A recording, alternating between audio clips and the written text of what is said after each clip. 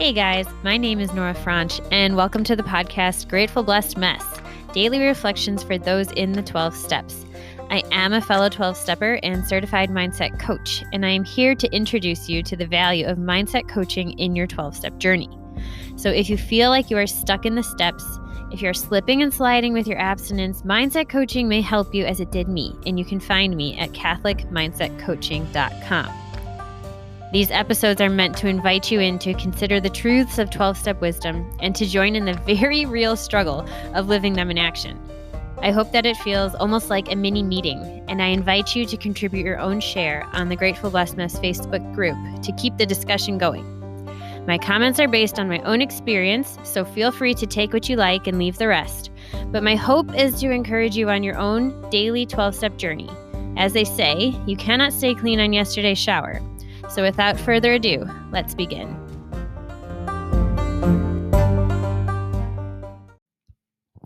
Hey guys, we're reading from A Day at a Time, May 9th. Perfect courage, wrote a very fancy philosopher's name, La Rochefoucauld, means doing unwitnessed what we would be capable of with the world looking on. As we grow in the program, we recognize persistent fear for what it is, and we become able to handle it. We begin to see each adversity as a higher power given opportunity to develop the kind of courage that is born of humility rather than of bravado. Do I realize that whistling to keep up my courage is merely good practice for whistling? Today I pray. May I find courage in my higher power, which gives me the strength to overcome the insidious fears that haunt me. Fears of losing someone or something have at times become too much of a focus in my life. I pray for my own willingness to let go of those fears. Today I will remember, praying is more than whistling in the dark. I I really like that. I like that they went on to explain that quote because I was having trouble kind of pinning it down, but this part here where he talks about humility rather than bravado, we begin to see we begin to see each adversity as a higher power given opportunity to develop the kind of courage that is born of humility rather than bravado. Bravado, I just think of this this thing that's puffed up with a lot of hot air. And so the second the source of the hot air is gone, that thing, it blows away like a balloon, right? And that's not a firmly grounded, rooted bravery. That bravado is puffed up with pride.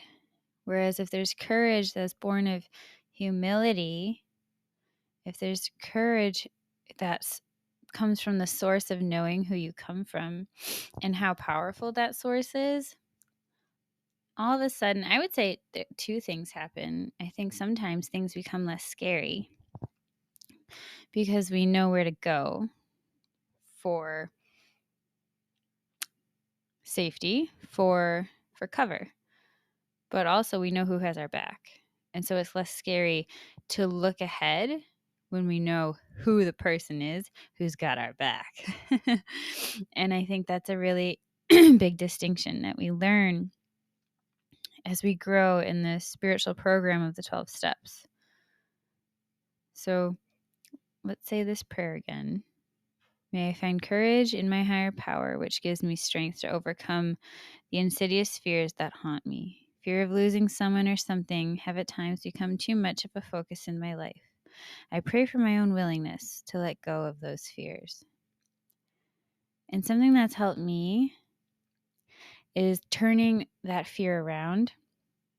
If you have a fear of losing something, to kind of be blown away by all the good memories, good experiences that thing has given you.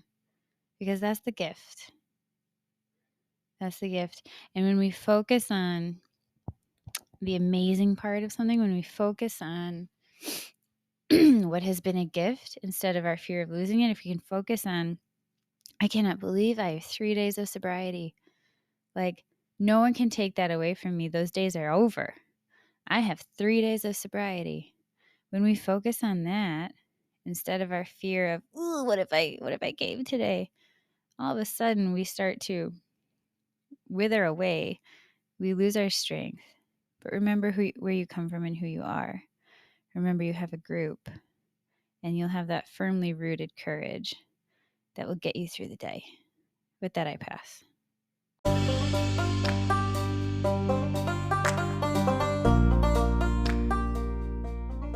Thank you so much for listening to today's episode.